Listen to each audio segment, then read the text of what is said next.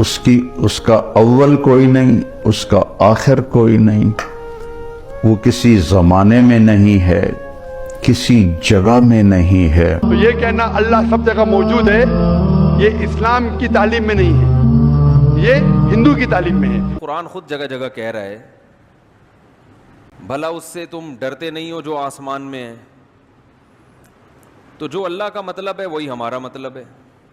God is the only explanation of all the physical phenomena in this universe. السلام علیکم، میں آپ لوگوں سے کچھ سوال ہیں۔ Who is Allah؟ اللہ کون ہے؟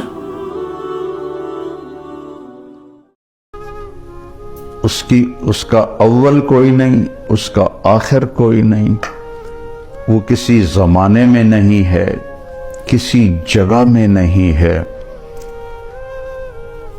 اللہ لا الہ الا ہو، یہ دعویٰ ہے کہ اللہ ایک اکیلا ہے، معبود اس کے سوا کوئی نہیں۔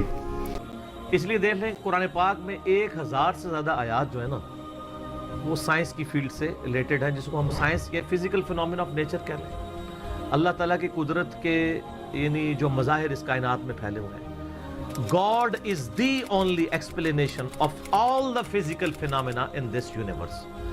خدا ہی وضاحت ہے اس کائنات میں ہونے والے ہر فزیکل ایونٹ کی۔ اس کائنات میں جو کچھ ہو رہا ہے اس کی ایک ہی وضاحت ہے کہ یہ کسی کی مرضی سے ہو رہا ہے۔ سائنس صرف فزیکل لاز کے ساتھ ڈیل کرتی ہے، جو قانون قدرت ہیں اللہ کے بنائے ہوئے ہیں۔ اللہ وہ معبود برحق ہے کہ اس کے سوا کوئی عبادت کے لائق نہیں۔ زندہ ہے، سب کو تھامنے والا، اسے نہ اونگ آتی ہے نہ نیند۔ جو کچھ آسمانوں میں اور جو کچھ زمین میں ہے سب اسی کا ہے۔ کون ہے کہ اس کی اجازت کے بغیر اس سے کسی کی سفارش کر سکے؟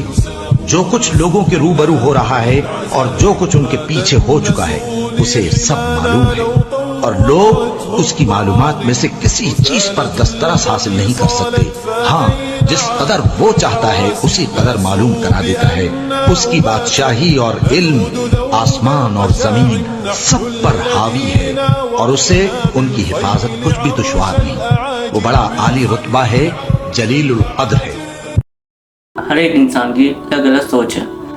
میرا آپ لوگوں سے دوسرا سوال یہ ہے، اللہ دکھتا کیسے ہے؟ قرآن کے مطابق اللہ کی طاقت، اللہ کا علم سب جگہ موجود ہے۔ اللہ لیکن عرش پہ بیٹھے ہیں۔ تو یہ کہنا اللہ سب جگہ موجود ہے، یہ اسلام کی تعلیم میں نہیں ہے، یہ ہندو کی تعلیم میں ہے۔ کیا آپ اللہ کو دیکھ سکتے؟ نہیں۔ انسان اس دنیا میں، اس زندگی میں اللہ کو دیکھ ہی نہیں سکتے۔ اور اس کی مثال پیش ہے قرآن مجید میں، جب موسیٰ علیہ السلام اللہ سبحانہ وتعالیٰ سے فرماتے کیا میں آپ کو دیکھ سکتا ہوں؟ تو اللہ تعالیٰ کہتے ہیں ان سے کہ اس پہاڑ کو دیکھو، میں میری جھلک اس پہاڑ کو دکھاؤں گا اور اب دیکھو کیا ہوتا ہے۔ تو اس پہاڑ کو جب اللہ تعالیٰ صرف جھلک دکھاتے ہیں تو موسیٰ علیہ السلام اس پہاڑ کو دیکھ کے بے ہوش ہو جاتے ہیں۔ اللہ کو تو دیکھا نہیں انہوں نے، صرف پہاڑ کو دیکھ کے بے ہوش ہو جاتے ہیں۔ تو انسان اس زندگی میں اللہ سبحانہ وتعالیٰ کو نہیں دیکھ سکتا۔ انشاءاللہ اگلی زندگی میں، انشاءاللہ جب ہم جنت میں جائیں گے وہاں انشاءاللہ ہم اللہ کا وجہ دیکھیں گے۔ کے اوپر جو تصور ہے وہ سنویت کا ہے۔ کائنات بھی حقیقت ہے، اللہ بھی حقیقت ہے۔ اس کا جداگانہ وجود ہے، اس کا جداگانہ وجود ہے۔ عبد اور ہے، معبود اور ہے۔ عبد اور معبود ایک کیسے ہو سکتے؟ خالق اور ہے، مخلوق اور ہے، یہ ایک کیسے ہو سکتا؟ تو جو ہمارا طریقت اور شریعت دونوں کا معاملہ ہے وہ اس سنویت پر ہے۔ معبود، عبد، خالق، مخلوق، دونوں ہیں، علیحدہ ہیں۔ اب اس میں پھر کچھ لوگوں کی انتہائی بات چلی گئی ہے، انتہائی بات کہ خدا تو ایک جگہ پر ہے، اس کو جگہ کا نام عرش ہے، عرش پر کرسی رکھی وہ وہاں ہے۔ وہ جو ہمارے ساتھ ہے یہ کائنات میں وہ صفاتی اعتبار سے ہے کہ وہ ہمیں حیران دیکھ رہا ہے، ہمیں دیکھ رہا ہے، ہماری بات سن رہا ہے۔ allow you to see Allah's face in paradise. Wouldn't this be giving Allah Azza wa Jal attributes of humans? And the answer is no. Allah mentioned Azza wa Jal in His book, describing Himself, a number of attributes that we believe in. So Allah Azza wa Jal tells us in Surah Ar-Rahman, وَيَبَقَى وَجْهُ رَبِّكَ. Allah Azza wa Jal, and this is what I call myself and all of my brothers and sisters, recite the Quran. Get your best knowledge from the Quran. Don't devote 5 minutes a day, 10 minutes a day to the Quran. No, devote more, an hour and a half to recite the Quran and to learn what it says at the same time. Now, in the Quran, Surah Ar-Rahman, Allah Azza wa Jal says, وَيَبْقَى وَجْهُ رَبِّكَ ذُو الْجَلَالِ وَالْإِكْرَامِ. Everything will be perished except Allah Azza wa Jal. And here Allah Azza wa Jal is referring to Himself by saying that His face will remain, which means Allah Azza wa Jal subhanahu wa ta'ala will not perish. He is the first without a beginning, and He is the last without an ending. Azza wa Jal. He's the creator of the all, what you see and what you do not see. And He's not created, and He does not die, and He does not have an ending, subhanahu wa ta'ala. So Allah described in the Quran that He has a face. Allah described in the Quran that He has 2 hands. When He addressed Iblis, Satan, and He told him, what prevented you from prostrating to what I have created with my 2 hands? इसी तरह तुमको फैलाता रहता है, उस जैसी तो कोई चीज नहीं, और वो सुनता है, देखता है। आसमानों और जमीन की कुंजियां उसी के पास हैं। वो जिसके लिए चाहता है रिज्क फराख कर देता है, और जिसके लिए चाहता है तंग कर देता है। जिस दिन पिंडली से कपड़ा उठा दिया जाएगा और कुफ्फार सजदे के लिए बुलाए जाएंगे, फिर वो सजदा न कर सकेंगे। उनकी आंखें झुकी हुई होंगी और उन पर जिल्लत छा रही होगी, हालांकि पहले उस वक्त सजदे के लिए बुलाए जाते थे जबकि वो सही और सालिम थे। मेरा आप लोगों से आखिरी सवाल है, अल्लाह किधर है? ये इंसान जो है ना, मुकम्मल किसके कंट्रोल में है? अल्लाह के कंट्रोल में। इससे ये भी पता चलता है कि बाज़ लोग इसमें बड़ा गुलूव करते हैं कि जिसने ये कह दिया कि अल्लाह अर्श पर है, आसमान पर है, तो गोया मकान लाजिम आ गया, तो वो गुमराह हो गया। कुरान खुद जगह जगह कह रहा है, भला उससे तुम डरते नहीं हो जो आसमान में है? तो जो अल्लाह का मतलब है वही हमारा मतलब है। कोई आपसे पूछे ना कि तुम जब कहते हो अल्लाह आसमान पे, अर्श पे है, तो ये तो अल्लाह के लिए जिहत लाजिम आ रही है, मकान लाजिम आ रहा है, तो आप कहो नहीं लाजिम आ रहा। तो क्या क्यों लाजिम नहीं आ रहा? कहो जब अल्लाह अपने बारे में कहता है कि मैं आसमान में हूँ, तो जब अल्लाह के कहने से लाजिम नहीं आ रहा, तो हमारे कहने से भी लाजिम नहीं आ रहा। तो फिर मुमकिन है वो आपसे सवाल करें, आपसे ये पूछें कि जब आपने कह दिया कि वो उधर है, ऊपर है, तो जिहत तो हो गई, तो आप कहें भाई नहीं हुई। कहें क्यों नहीं हुई? कहें जब अल्लाह के कहने से अगर हो रही है तो फिर हमारे कहने से भी हो रही है, अल्लाह के कहने से नहीं हो रही तो हमारे कहने से भी नहीं हो रही।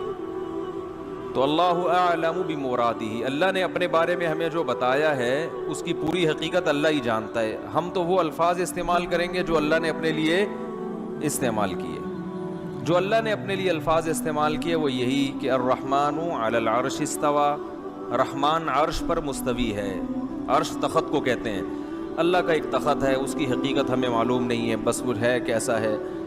और मन फिस समा, आसमानों में है। इसी तरह हदीस में आता है कि एक बांदी नबी के पास आई, आपने पूछा अईन अल्लाह, अल्लाह कहाँ है? उस बांदी ने कहा फिस समा, आसमानों में है।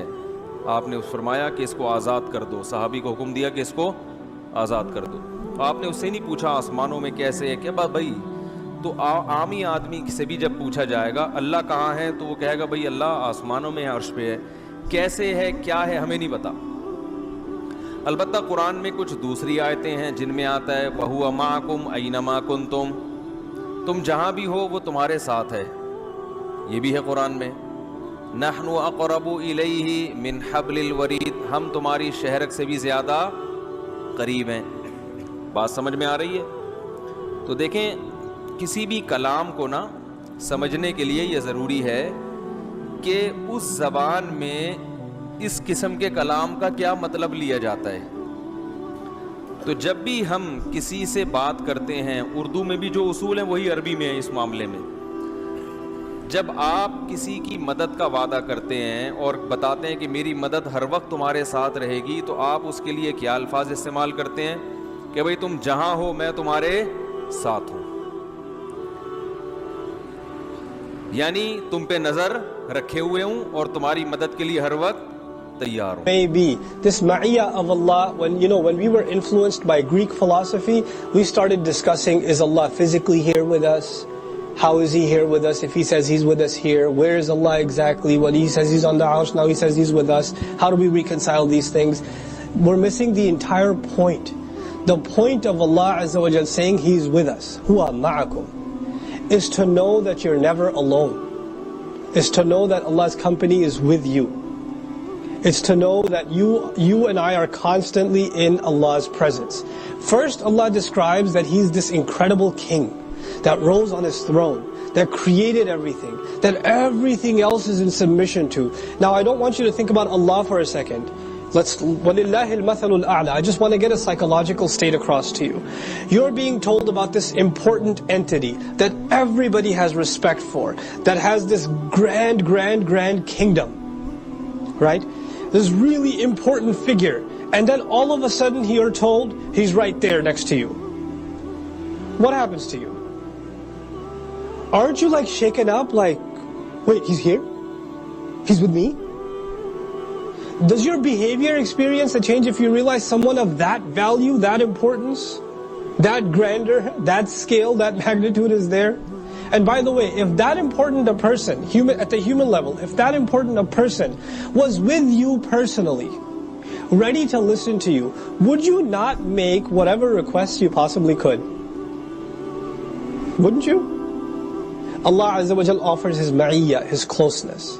And I personally take from it, in the surahs that are addressing the weakness of Iman, perhaps the realization that Allah is accompanying us in our life. یہ اس ذات کا اتارا ہوا ہے جس نے زمین اور اونچے اونچے آسمان بنائے، یعنی رحمان، جو عرش پر جلوہ افروز ہوا. جو کچھ آسمانوں میں ہے اور جو کچھ زمین میں ہے اور جو کچھ ان دونوں کے بیچ میں ہے اور جو کچھ مٹی کے نیچے ہے، سب اسی کا ہے. ہو سکتا ہے یہ ہماری آخری ویڈیو، کیونکہ زندگی موت کا کوئی پتہ نہیں ہے. زندگی موت اللہ کے ہاتھ میں ہے. اسے ہمیں فالو کرنے کی ضرورت نہیں ہے. آپ کو اگر فالو کرنا ہی ہے حضرت محمد صلی اللہ علیہ وسلم کو کریں. آپ بہت بہت شکریہ آپ کا ویڈیو دیکھنے کے لیے. اسی طرح ہم آیتوں کو شکر گزار لوگوں کے لیے پھیر پھیر کر بیان کرتے ہیں.